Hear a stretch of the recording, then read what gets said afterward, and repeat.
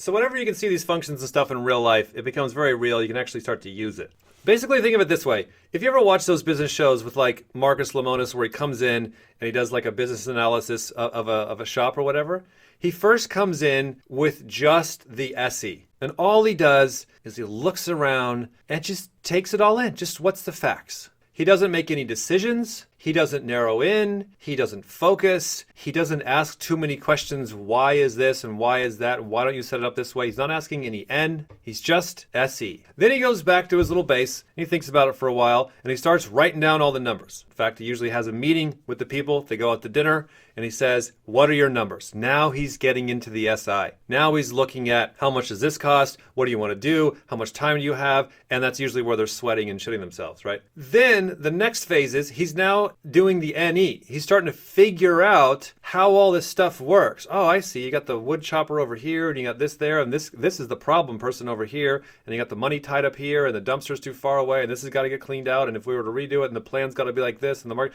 and now he's understanding beyond just the sensory. He's now having a deeper understanding of all the parts and how they connect. He can now use his imagination to create simulations in his mind and figure out what to do next, right? Then towards the end, now he gets into the NI. Now he can narrow down on paper and be like, all right, so here's the plan. Here's the path. We're going to take all this information. We're going to organize it this way. We're going to take all these connections, all this abstract. We're going to organize it this way. We're going to write down the plan. And now you can start handing it over to your deciders and start getting the shit done, right? So the point is like, this is the natural flow of things when things are done right. So if you're going to create something new in your life, using these functions as kind of a map, as the checklist of going like, okay, number one, I want to start a YouTube channel. How can I take in my SE research? Gosh, whenever I'm working with people, that's usually the first thing they skip over. Even lead SEs, they skip over doing the market research, walking around the shop, taking in the facts, taking in where everything's laid out, figuring out who's big in this market, who's small in this market, who's something similar, who's your competition, just taking in the facts of the market and gathering the numbers.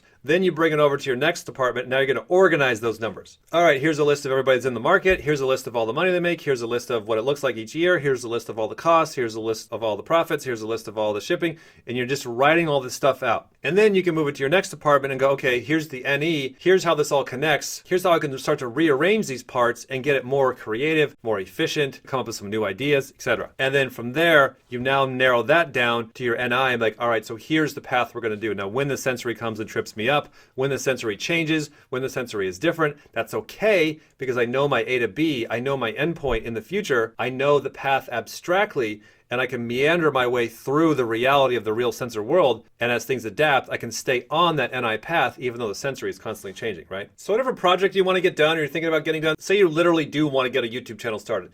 Don't overthink these functions. These are these are things that are born into us. They're very simple. They're very common. You do not have to have a perfect PhD working knowledge of these functions to apply them in your life. All you do is this. Number one, just start your market research. Yes, you have to write it down. You have to use Google Docs. You have to go research everyone out there in whatever market you're interested in and know who they are, write them down, their websites, their channels, everything you can know about them, you must know about them. Do tons of SE. It's going to take you more than a few nights to do that, but do that step one. Step two, as you're just bringing in all this information out there, notice that it will start to organize itself, SI.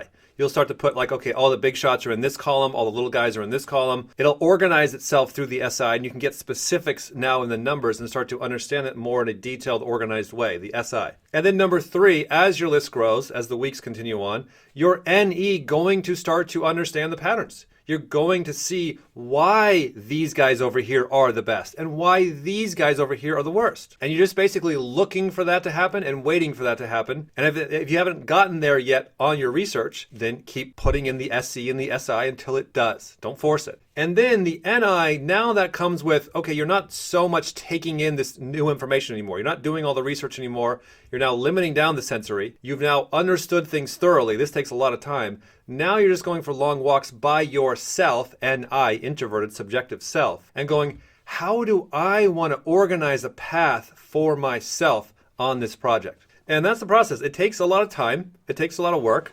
You're going to find one of those observers that's your favorite. You're going to want to camp out just on one of those steps and overwork that one step, which is great. But you then have to make the other steps match those steps. You know what I mean? Think about these are 4 links in a chain. You got to have them all equally strong. So if you go all in on NE, you got that link too strong, you're going to break down on one of the other links. You know what I'm saying? The point is, knowing this function stuff, writing it out, it helps give you a little checklist in life. It helps give you a little map in life, and you get all of these little sections covered, and you're now understanding something. You're on your way. You can figure it out.